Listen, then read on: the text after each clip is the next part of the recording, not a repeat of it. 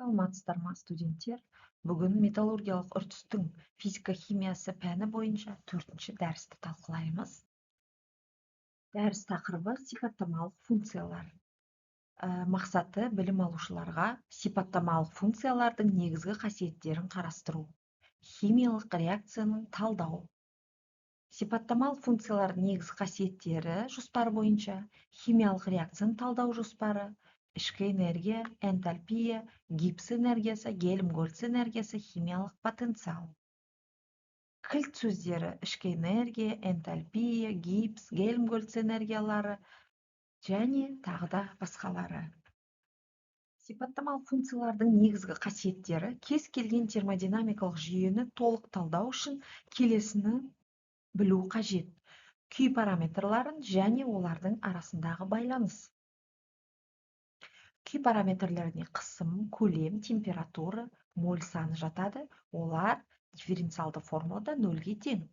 Энергетикалық балансты есептеу үшін бірінші бастамаға сүйенеміз. Бірінші бастамамыз ішкі энергияның, жүйеге берілген жылу, ішкі энергияның өзгерісіне және сыртқы механикалық жұмыстарға жұмсалуы деп оқылады. Үрдістердің жүру мүмкіндігі мен бағытын анықтау үшін энтропияның өзгерісі неге тең? Гельмгольц энергиясы неге тең? Энтальпияның өзгерісі, Гельмгольц еркін энергия неге тең? Кез келген жүйенің осындай талдануы тәжірибелік зерттеулердің көптеген санын, анықтамалық мәліметтерді, көптеген математикалық есептеулерді талап етеді. Сондықтан ғалымдардың алдында толық термодинамикалық талдау әдісін ықшамдау міндеті тұрды.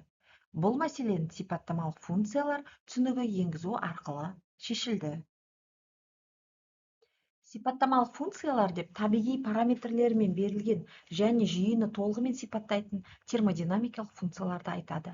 Ал жетіспейтін параметрлер берілген сипаттамалық функциялардың табиғи параметрлер бойынша алынған дербес туындылар ретінде анықталады. Сипаттамалық күй функциялары: ішкі энергия, энтальпия, гипс энергиясы және гельмгольц энергиясы. Ішкі энергия бойынша табиғи параметрлер: көлем, энтропия, моль саны, жетіспейтін параметрлер: қысым, температура және химиялық потенциал. Энтальпияға табиғи параметрлер: ол қысым, энтропия, моль саны, жетіспейтін параметрлер: көлем, температура, химиялық потенциал. Гипс энергиясы бойынша табиғи параметрлер: көлем, температура, моль саны. Жетіспейтін параметрлер бойынша қысым, энтропия, химиялық потенциал. Гельмгольц энергиясы бойынша табиғи параметрлер: қысым, температура, моль саны. Жетіспейтін параметрлер бойынша көлем, энтропия, химиялық потенциал. Кез келген жүйе тұрақты тепе-теңдік күйге ұмтылады. Тепе-теңдік күйлердің келесі түрлерін айырады: механикалық, термиялық, химиялық.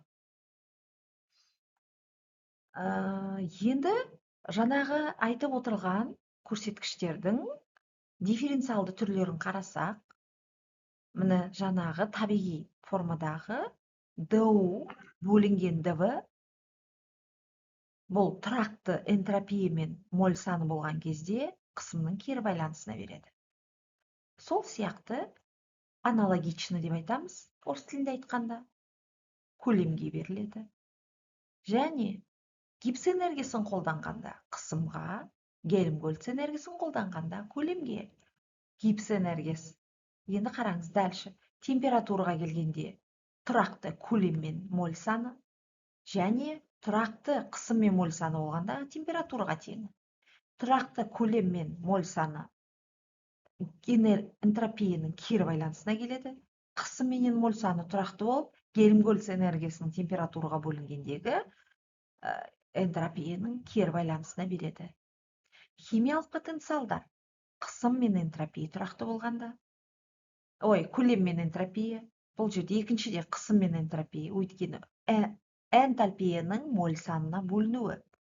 Және гипс энергиясының моль санына бөліп, көлем менен тұрақты болғандағы химиялық потенциал неге тең? Гельмгольц энергиясын моль санына бөлгенде дифференциалды түрде, қысым мен температура тұрақты болғандағы химиялық потенциалдың мәні.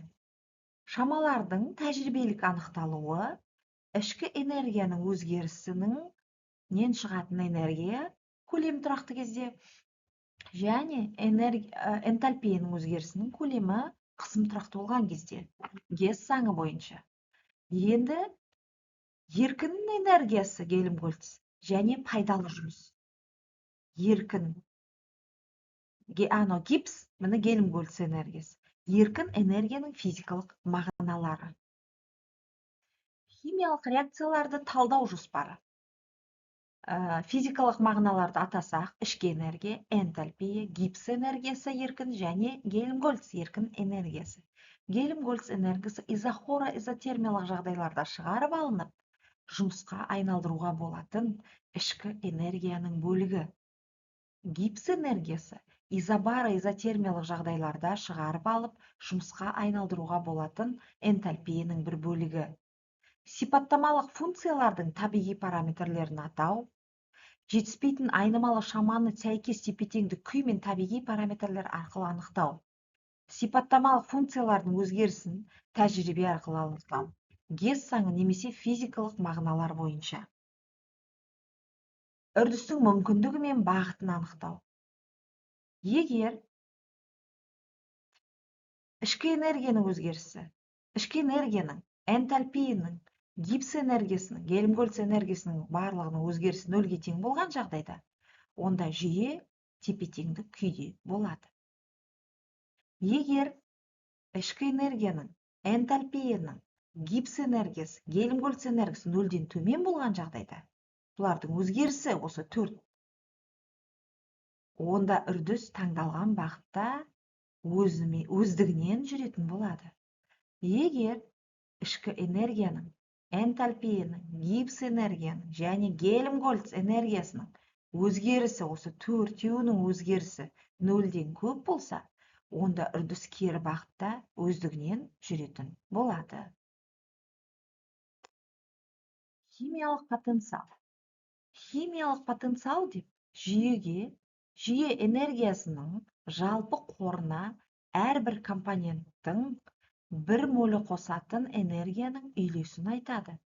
Химиялық потенциал кез келген сипаттамалық функцияның сәйкес компоненттік моль саны бойынша алынған дербес туындысы ретінде анықталады. Егер қалған табиғи параметрлер тұрақты болған жағдайда,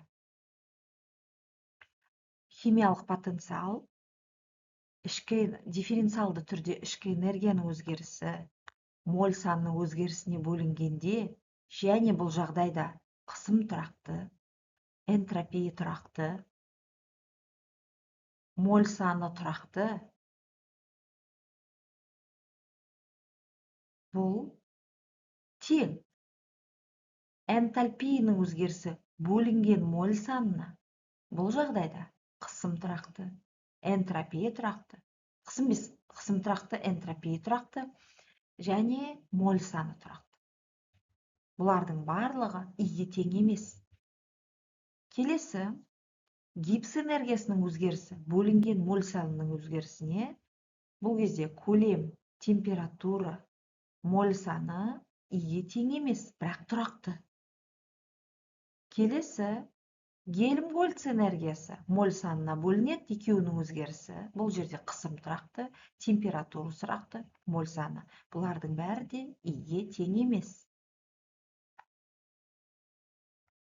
Жалпы барлық мәліметті лекцияда дәрісте берген бақылау сұрақтарыменен бекітеміз.